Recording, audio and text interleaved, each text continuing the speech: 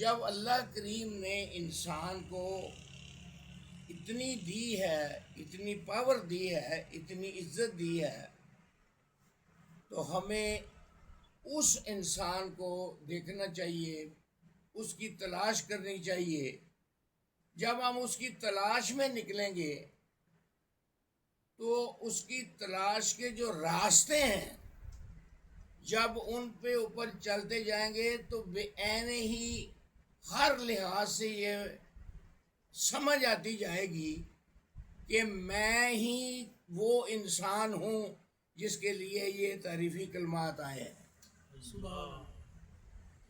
چھوٹی چیز ہے نہیں، یہ دیکھنے میں یہی ہے، سارے لوگ ہیں، لیکن ہر کوئی دیکھنے میں پتہ چلتا ہے، لیکن جب اس کے ساتھ چلیں، بیٹھیں اٹھیں، اس کی بول چال کو دیکھیں، لین دین کریں، تو اس میں سے جو انسانیت ٹپکے گی وہ بتائے گی یہ اس کی حقیقت کیا ہے۔ تو بہت بڑا روپ ہے، اور پھر ایک بہت گریڈ آگے جا کے فرمایا۔ چونکہ شائقین پھر جب آگے چلتے ہیں تو میں اپنے مختصر وقت میں پتہ نہیں اتنے لمبے چوڑے فلسفے میں نہیں جانا چاہتا، تو وہ پھر تلاش کرتے کرتے کرتے کرتے کرتے وہ جب کہتے ہیں یہاں تو ان کو فوری سے جس کو نوازنا ہوتا ہے اس کو ذات فرماتی ہیں فی انفسکم،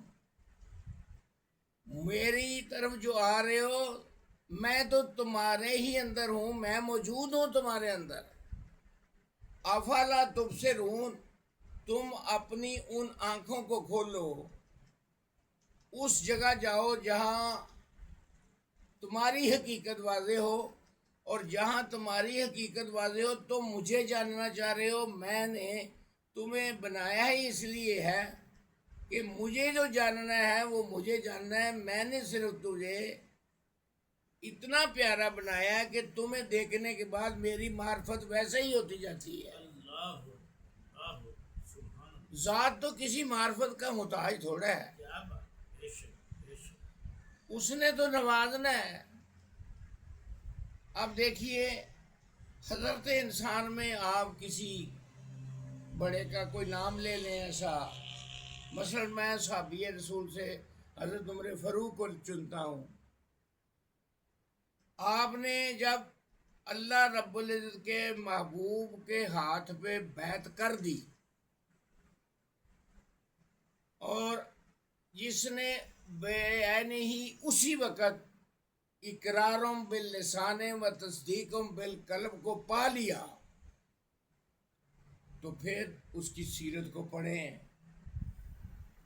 انسان دوسرے جو ہیں اس کی ہر بات کو دیکھ کے حیران نہیں ہوتے، جو دیکھتے ہیں کہ اس میں کون سی چیز ہے، یہ ہمارے ساتھ ہی مذہب ان کو قبول کیا ہے، لیکن اس کی اندر ایسی پاوریں آ گئی ہیں۔ پوری خلقت میں آدم تا عیسیٰ قیامت تک آنے والے لوگوں میں سے کوئی اتنا خوبصورت انسان سامنے کرے کہ جو ایک صفت اس کی اتنی ہے، ایک پاور اس شخص کی اتنی ہے کہ وہ انسان ہو کر ایک اس جنس کو خط لکھ رہا ہے، اور اس طرح لکھ رہا ہے جیسے وہ باقاعدہ اس کی ساری چیزوں کو جانتا ہے۔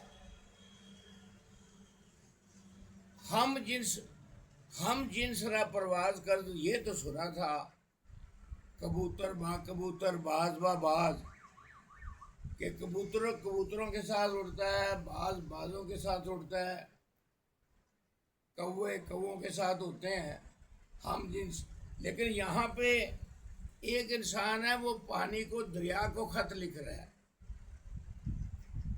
تو معلوم یہ ہوتا ہے کہ اس کو کتنی پاور اس ذات نے دی ہے، چونکہ اس کا خلیفہ ہے، کون سا اتنا بڑا کام کیا ہوگا۔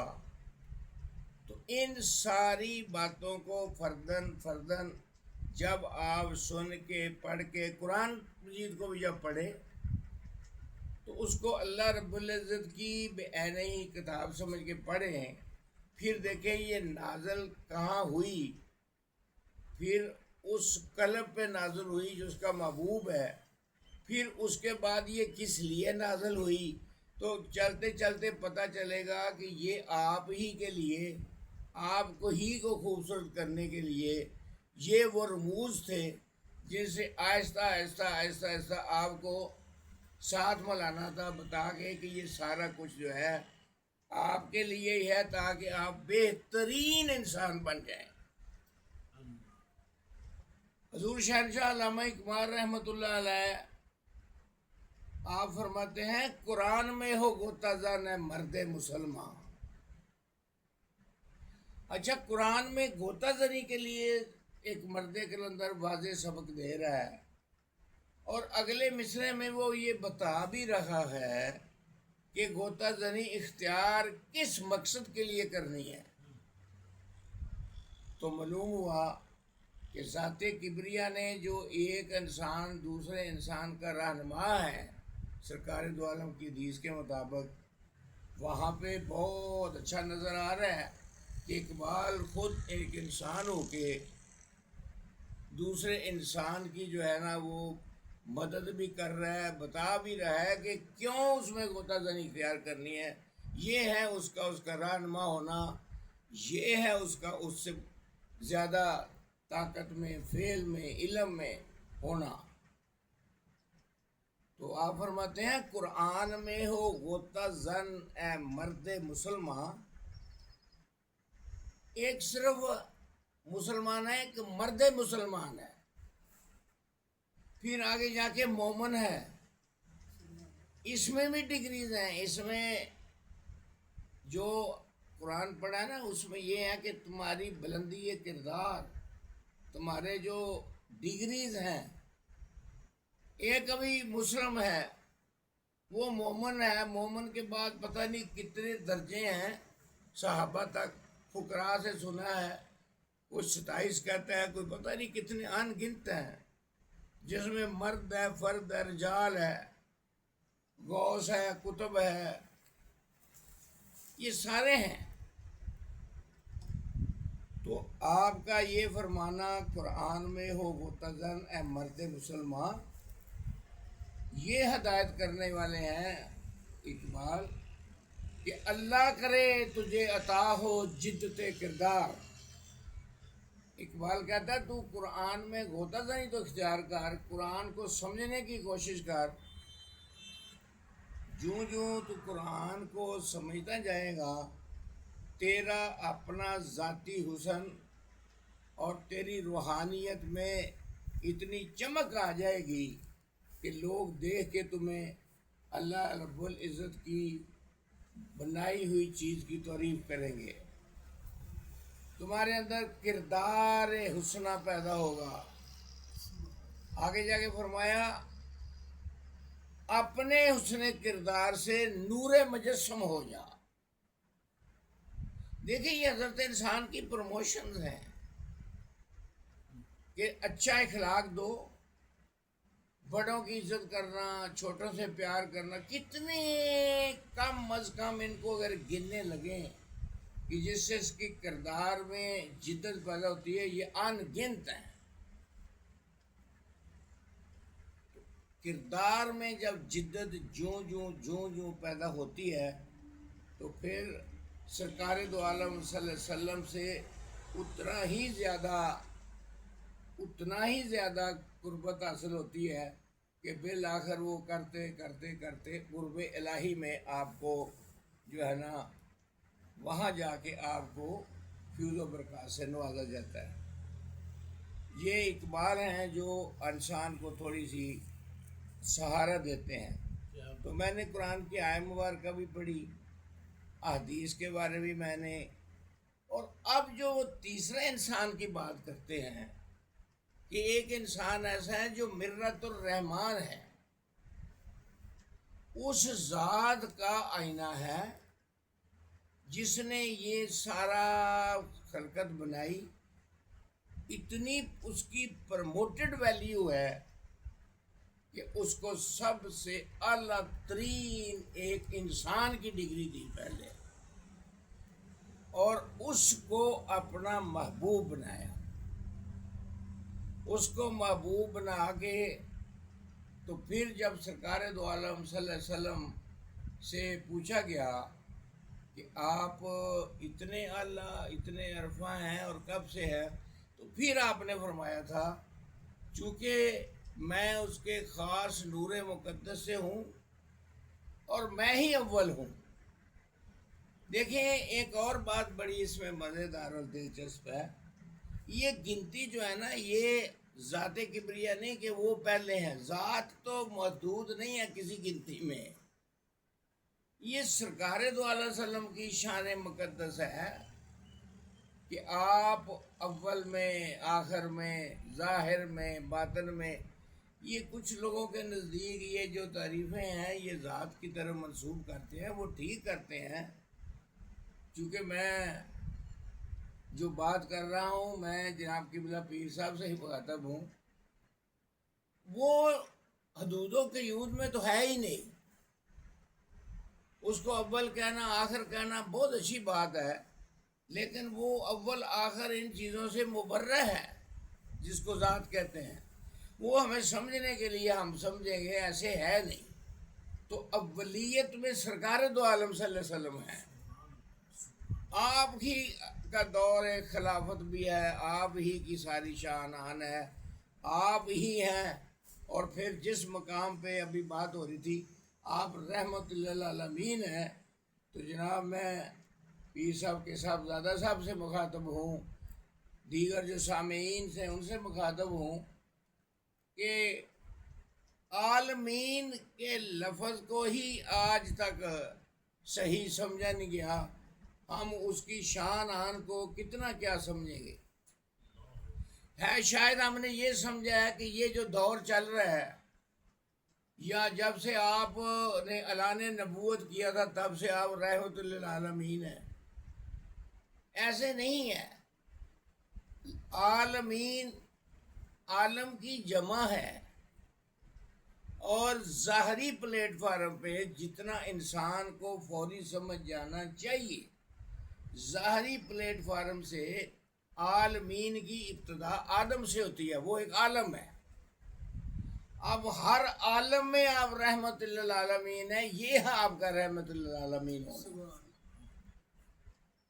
یہ سمجھ لینا اب وہ کہاں ہے رحمت ہے، جب وہ ہیں، جب وہ ہیں ہی رحمت للعالمین تو تب ہی تو رحمت ہے۔ تو یہ چھوٹی چھوٹی چیزیں جو ہوتی ہیں ہم ان کو غور نہیں کرتے، یہ ہمیں کئی دفعہ اس جگہ لا کے کھڑا کر دیتے ہیں جہاں ہمارے ایمان کی جو ماننا ہے ہمارا اس کو بھی خطرہ لاحق ہوتا ہے۔ سرکار دو عالم صلی اللہ علیہ وسلم بہت بہت خطبہ میں آپ سنتے ہیں، جناب کا خطبہ بھی بلکہ وہاں سے شروع ہوتا ہے کہ بعد از خدا بزرگ تو ہی قصہ مختصر۔ اب اس کو اور کیا کس انداز میں سمجھایا جائے، حضور ہی ہے، ہونا حضور کا ہے، ذات ہے، ذات تو ہے۔ اگر کوئی ذات کو ہونے میں لائے تو وہ بھی متزلزل مسئلہ بنے گا، اسے دین کو سمجھنا ہے۔ اب دین کو دیکھیے، ہمارے مذہب کو نام دیا گیا مذہب اسلام۔ اسلام کے معنی ہے سلامتی۔ اب اسلام کے معنی سلامتی ہے، اسی میں حکم ہوتا ہے ادخلوا فی السلم کافہ، آؤ جی ذوق در ذوق اس میں تھا۔ کیسے؟ حضور کا نام نامی اس میں گرامی لیا اور اسلام میں داخل ہو گئے۔